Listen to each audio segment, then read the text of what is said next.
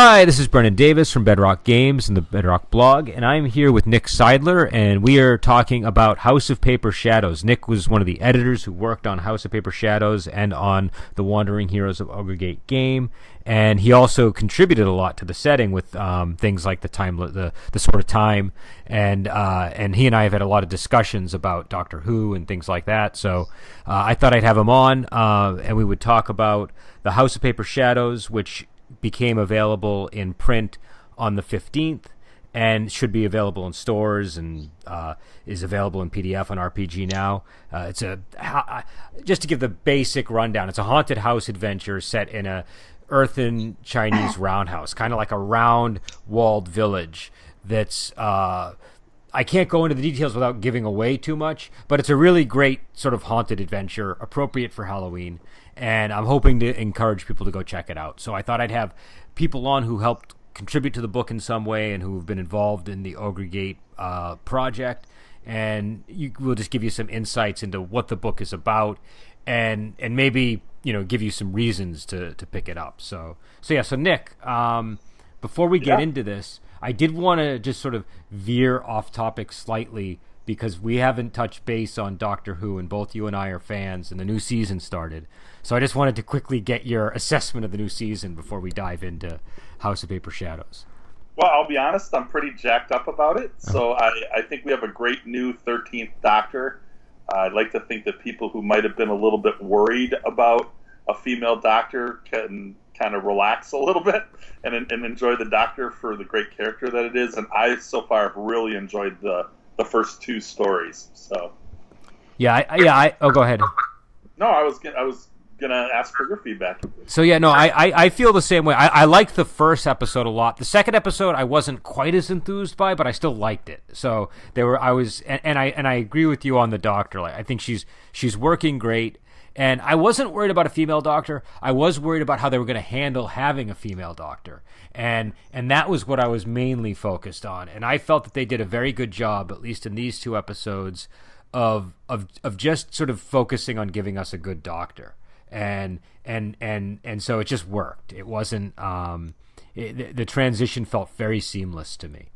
And I totally agree with that. I think we ended up with a good Doctor, a character that is still the Doctor. I agree a little bit that the second story might not have been as crazy, but it also is obviously one of the episodes that they, other than the location work, that they filmed on a shoestring budget. Yes. Only 2 or 3 actors, kind of making up for probably the grand crane work they had to do in the first story. So, we get that. It's okay. It's still fun. No, and there was a lot I liked about that episode. It wasn't that I hated it. It's just that I had more criticisms of that episode than the previous one. But the thing I really enjoyed about the episode were the moments when the characters were talking together. Like Ebso's mother story was the best mom tale I've ever seen in a movie or TV show. Like that like is even though I would give the episode maybe a B, that's like a standout moment that I'm always going to remember in Doctor Who now. I knew the moment it happened, I was like, this is something I'm always going to refer back to.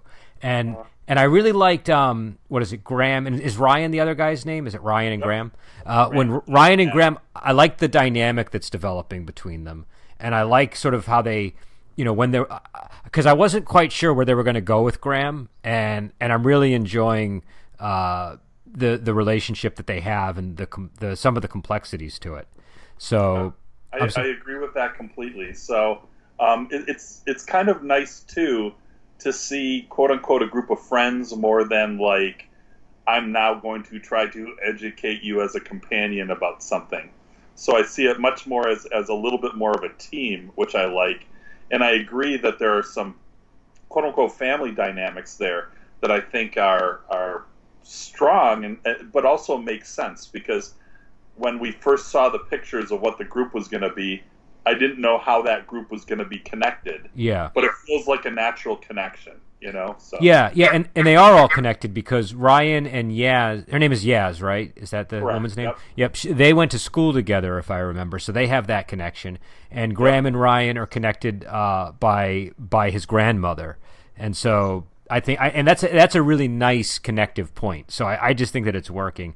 And again, whenever you see new companions, especially when they decide to have 3 instead of just 1 or something, you don't know what to expect. And 3 could go downhill really steeply if it's done wrong. But this was, I thought, set up really well. Yeah, I don't feel like any companion is being currently ignored. So. Yeah. I think everybody's having a moment or two in each story, appropriately so. I kind of think a little bit about the Peter Davison era, where maybe Adric or Nyssa, when it was Adric, Nyssa, Tegan traveling in the TARDIS, might not have had a moment to shine. I'm not seeing that right now. I see it much more positive. Yeah, no, I think they're making an effort to do that. I guess I would say we probably don't know as much about Yaz right now, just in terms of because a lot of the drama has been focused on Graham and Ryan. But I'm expecting that we're going to learn more about some, because there's been flashes of it for sure. And so, but it all feels like it's very natural, and it's all kind of unfolding. What did you think of the new TARDIS? I actually love the new TARDIS. So I think the kind of crystal shape is neat. Mm-hmm. I think the kind of like metal walls are interesting. There's also something that we haven't gotten a really good look at, but it seems like some of the walls are, I don't know, like holographic or glow like red and blue, and there's some like interesting distance work that we've seen, just where it looks like it might be hexagons or roundels, but they might not all be at the same distance from the camera. Okay. So I'm not entirely sure what that looks like. I'm definitely looking forward to seeing more of the inside of it. So yeah, no, it's one thing I wanted to ask you is, what was the deal with the cookie? The cookie being deposited? Because I had a feeling that was a reference to something that I was missing.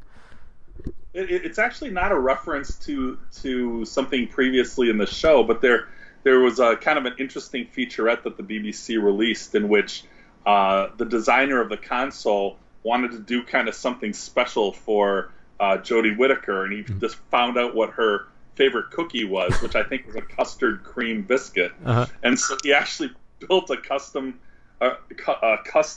dispenser in the TARDIS console, which she can actually step on, and it'll feed her a cookie whenever she wants it. Oh, that's pretty neat. Yeah, it's actually really cool, because from what I understand, it really is her favorite cookie, and I'm kind of interested of whether or not, she will work it into the story whenever she feels like it. Okay. To kind of create a more interesting, like, I'm gonna, my responsibility is to say these lines and walk around the console, but it'd be perfect for me to have a cookie right now. So I think that's cool. No, that was nice, because it looked delicious, number one, but I, the only thing I could think of was that like a fish sticks and custard reference. Like, that was the only thing that I could think, but it didn't seem like it was connecting. So, and people listening might think we're going way off topic, but in reality we aren't. Nick and I are both Doctor Who fans, and Nick is like the grand poobah of Doctor Who fans. I'm like a lowly acolyte, but when we were working on, I'm sorry? I was gonna say I don't know about that. No, I'd say grand poobah is pretty accurate. I mean, Nick has very firm Doctor Who credentials, I'd say, and I have enough experience with you on the show going over the classic episodes. It's just obvious, off the cuff, you just know a lot about it. But when we were working on Orgate, you started introducing a little bit of Doctor Who element to the game with the Sword of Time and things like that. And I had kind of done that with the previous game, Sartorius, where this isn't like official in the rules, but I had envisioned, because I was running some Doctor Who side campaigns at the time, I wanted that world to actually be Gallifrey before the Time Lords really, appeared. And so just for my own personal campaign, so that I could do a Doctor Who thing. And so I added a lot of stuff about time and all that. And so when you introduced the Sword of Time, I was like, oh, that's perfect. I love time travel.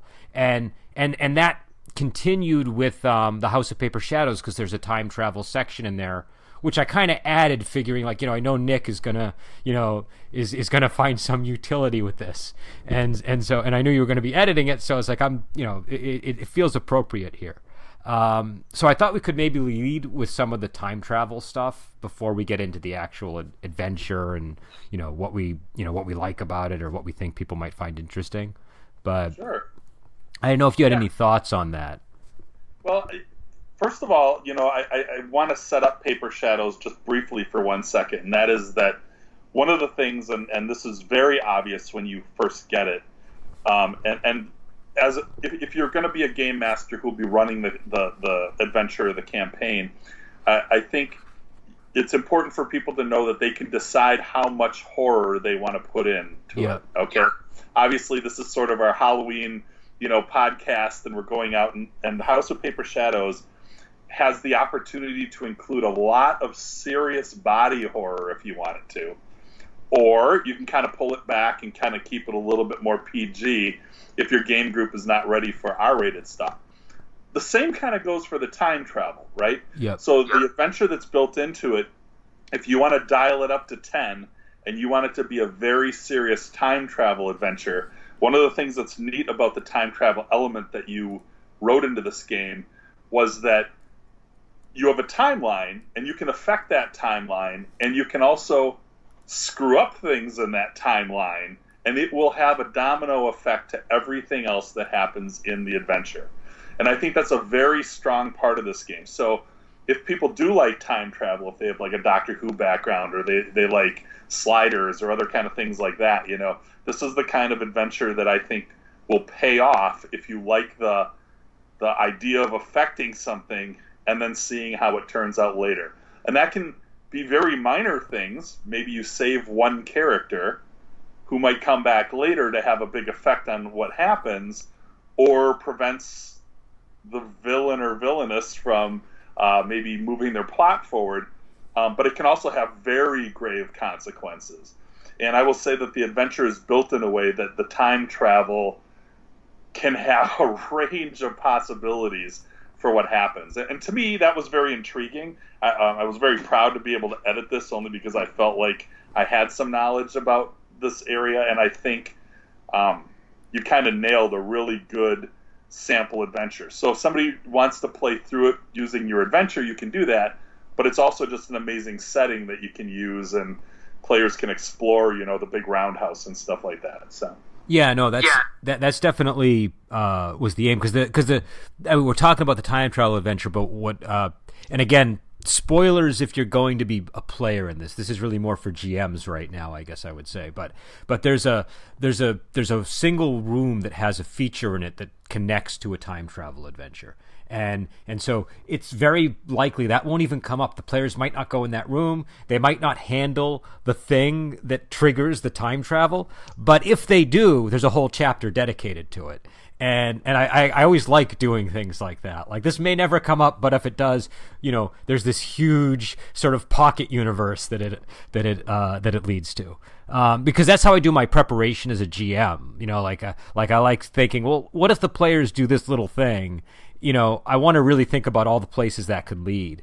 And so that's what that's meant to sort of, I guess, simulate if this were part of a regular campaign.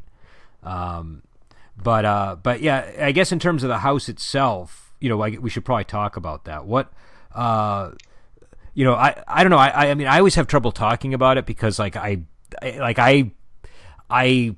am so close to it, and I've and you might have a similar experience now just from the editing of it, that it's sometimes hard to pick apart, what the cool features are. But I feel like for me, the House of Paper Shadows is really effective because it came about because I originally had this idea for paper shadow puppet monsters, and I threw them at a group of players when they were trying to kill a general in Yujing or some city somewhere.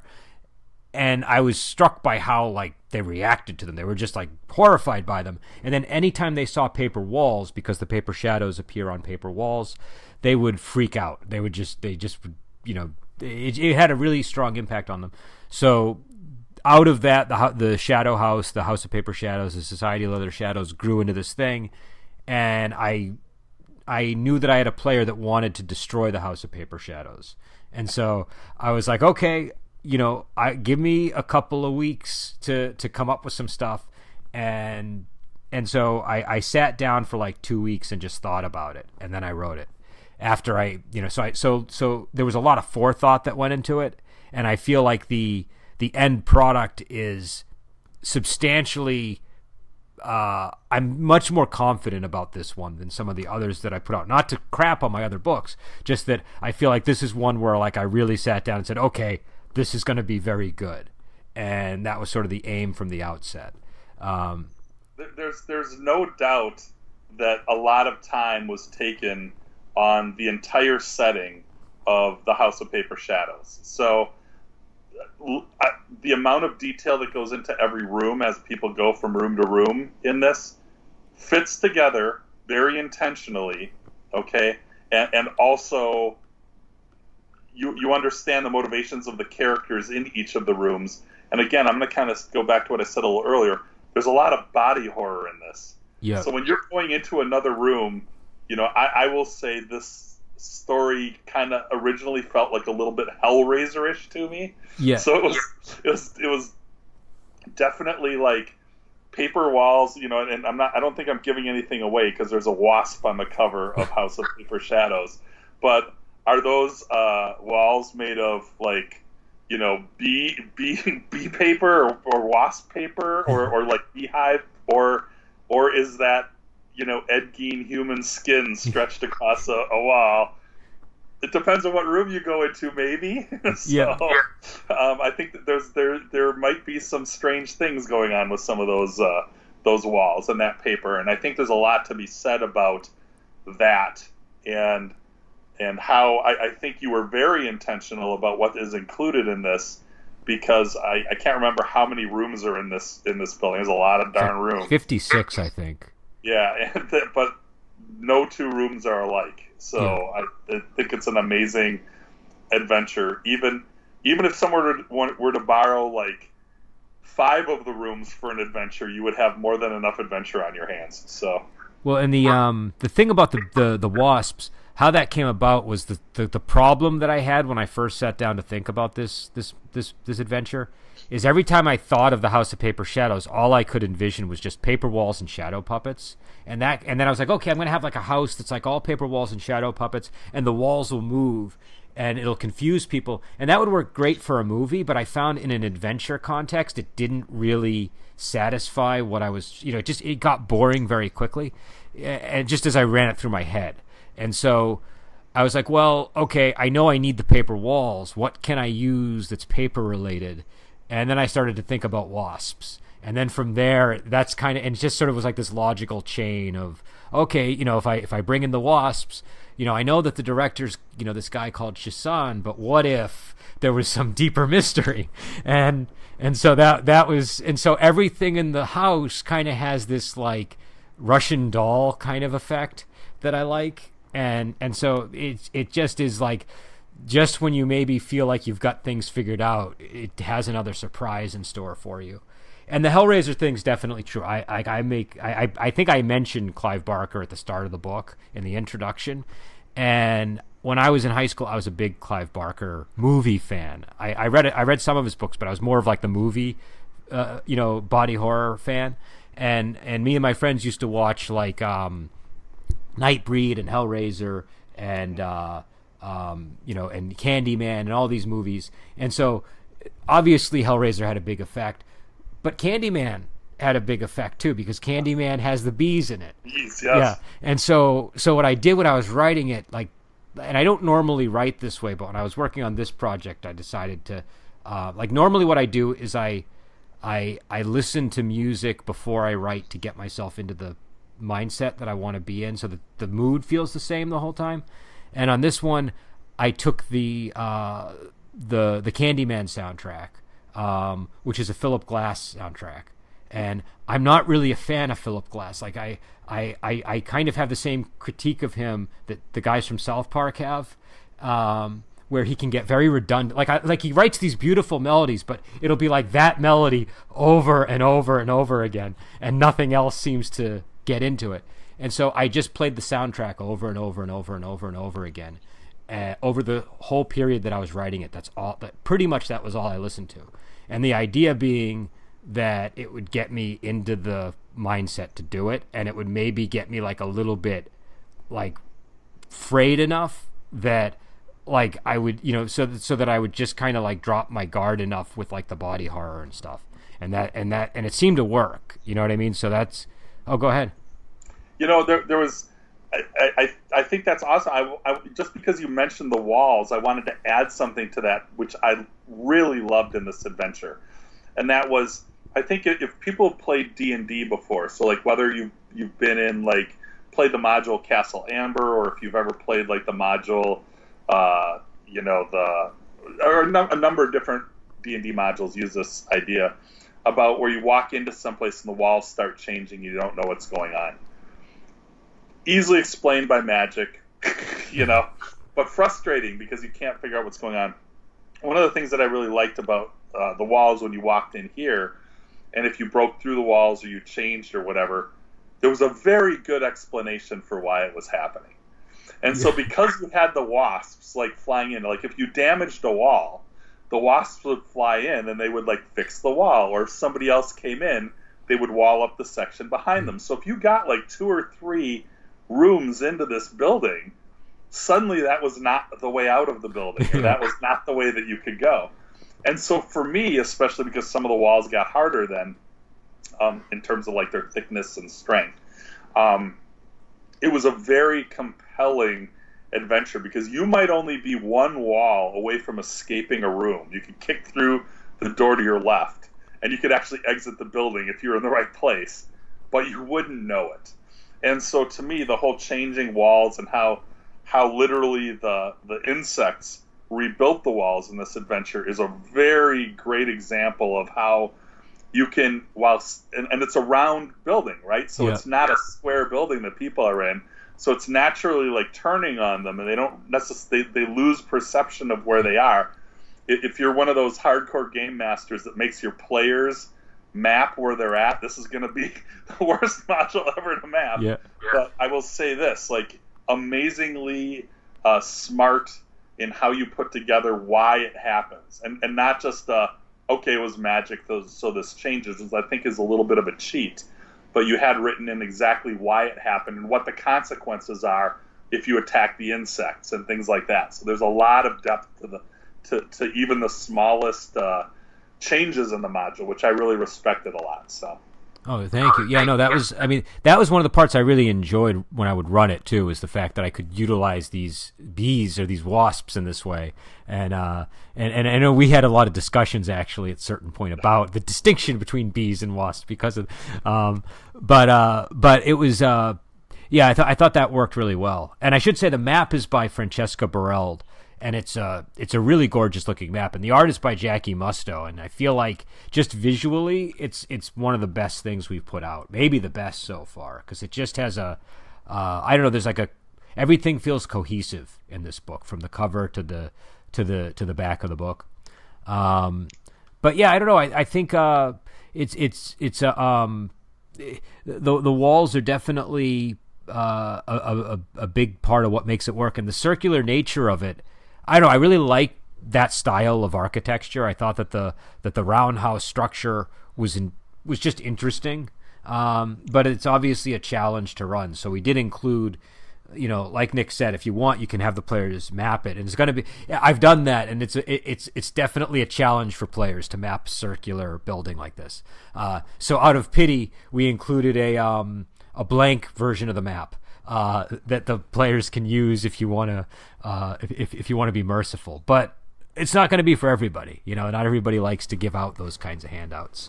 But also, I remember you had said that you would run a sequel to the camp to the adventure as well, and I thought maybe we could get into that a little bit because it sounded interesting to me.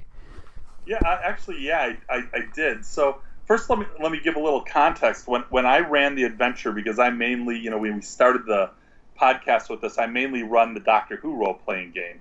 And really what that means is that my group of players port into different game systems to whatever is interesting for us to experience or play. So that really means that we use the same characters, but we might end up in a wuxia environment like, House of Paper Shadows. So we just keep our characters like in a GURPS campaign and then go to another place.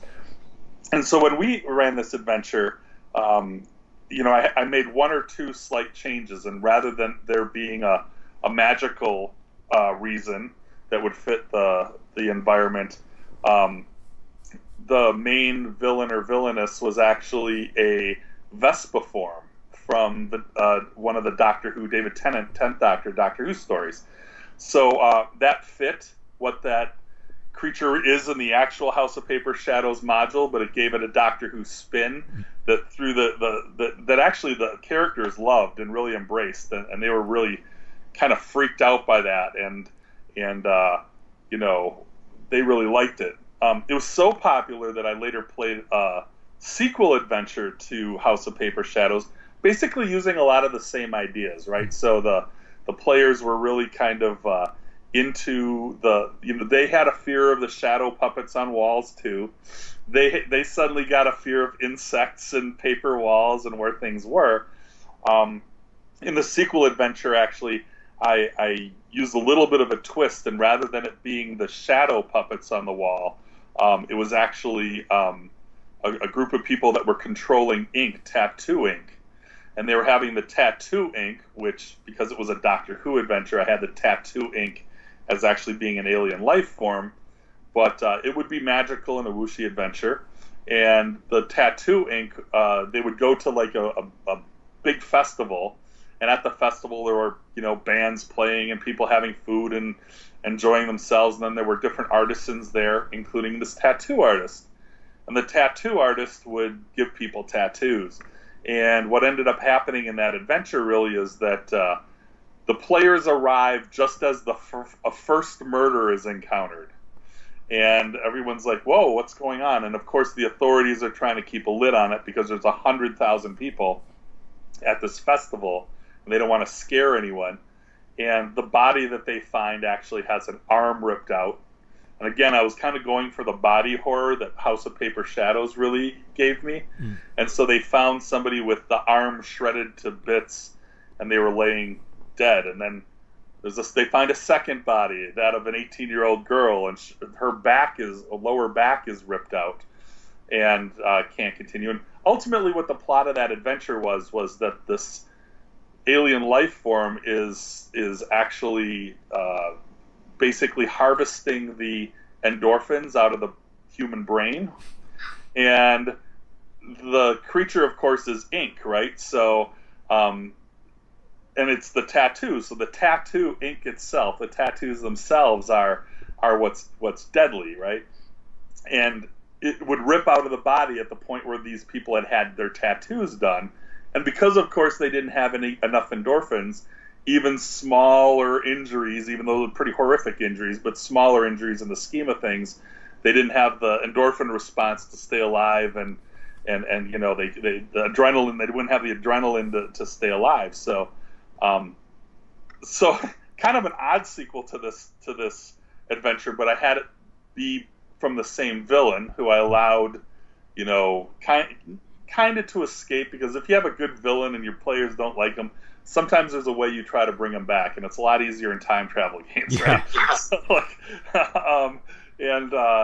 but it turned out to be a really good adventure, absolutely in the spirit of the House of Paper Shadows, and just one that the players just really responded to.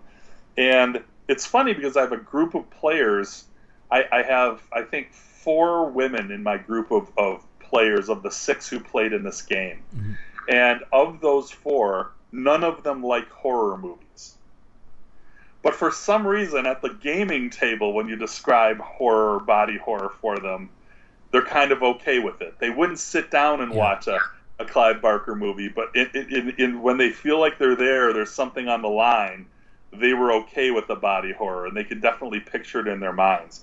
So I think, like, going back to House of Paper Shadows, what I think is great about the story is just that when we played it and there were these horrific things that were happening, again, depending on what you think your players can handle, you can dial that up or dial that down, right?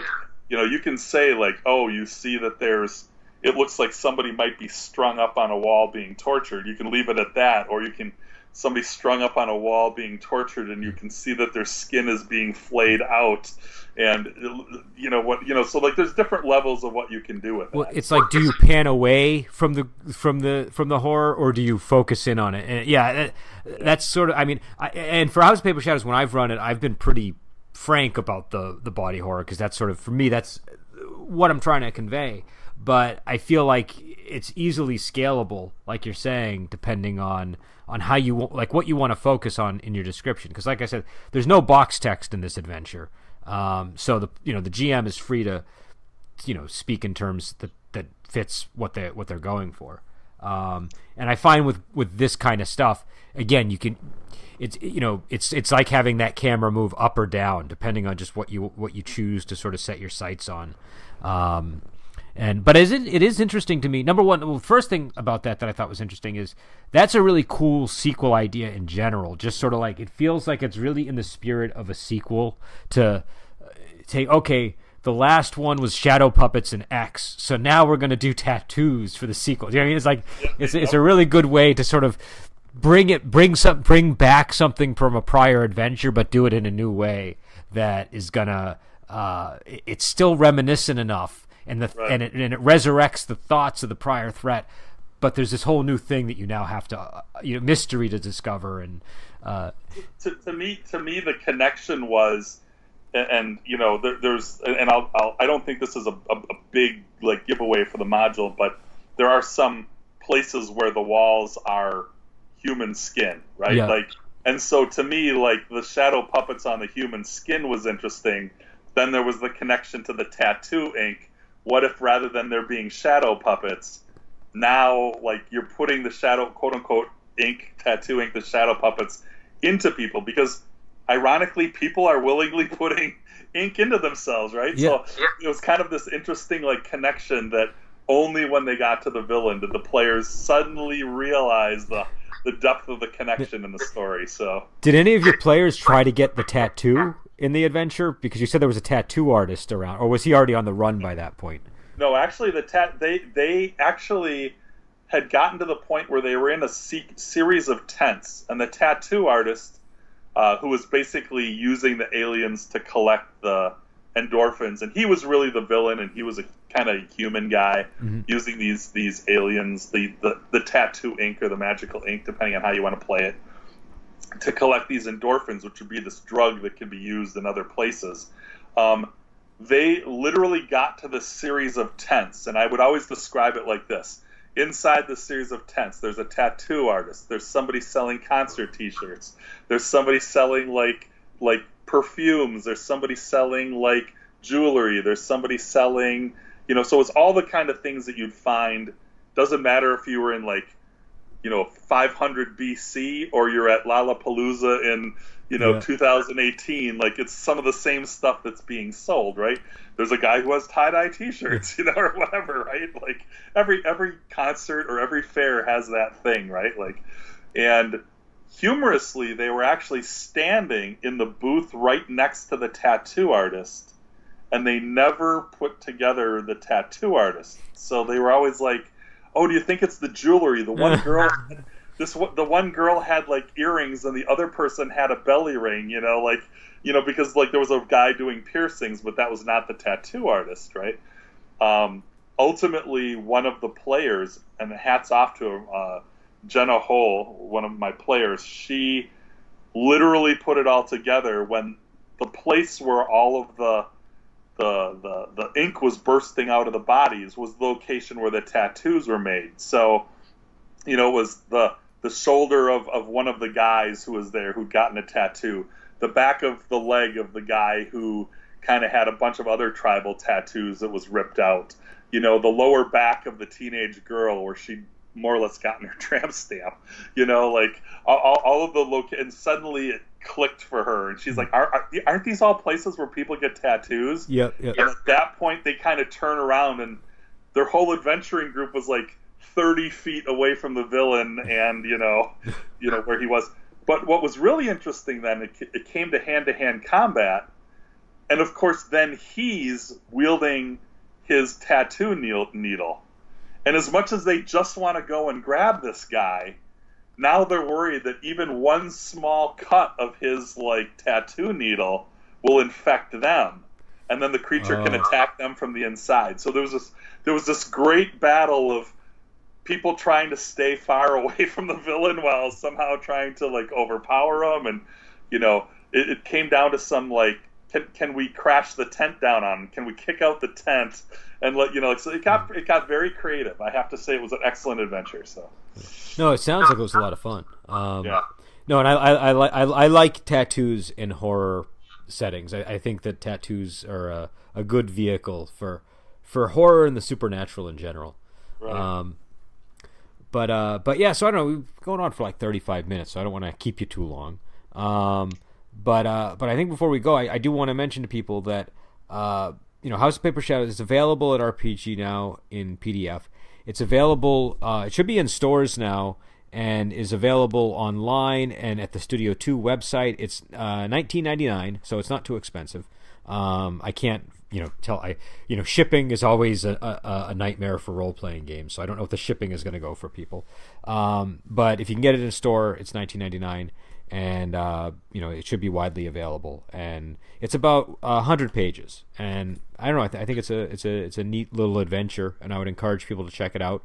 I can honestly say I think it's worth every cent. I know I had the good fortune of working on this particular adventure, but that was as an editor. I didn't write this, and I have to say that this is absolutely something that I would buy, given the opportunity, because it's that strong of an adventure. So I hope people will take a chance and check it out. It's getting harder and harder as technology advances and as the market changes to reach everybody. So hopefully we can sort of spread the word. If you pick it up and you like it, I would definitely encourage people to let others know, just because that's really what makes all the difference these days is people telling their friends if they like a game and commenting about it online. That really goes a long way.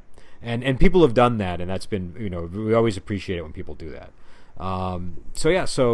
We'll head out. Hopefully, Nick and I have to get back on and do our Classic Who with Adam, because we haven't done a Classic Who episode in a while. Yes. I think we were still working our way through the Tom Baker episodes, and I'm still quite eager to get to the Sixth Doctor episodes. So. But yeah, so hopefully we'll have Nick back on for that, and also Nick does the RPG Game Lab with us as well. We're gonna have another one of those coming up, and in the meantime, I guess we'll keep you happy with the me and Adam have a one more I, Claudius episode to do. And this Friday, we're going to be doing a movie on Wuxia Weekend called Hex, and this is a classic Shaw Brothers film.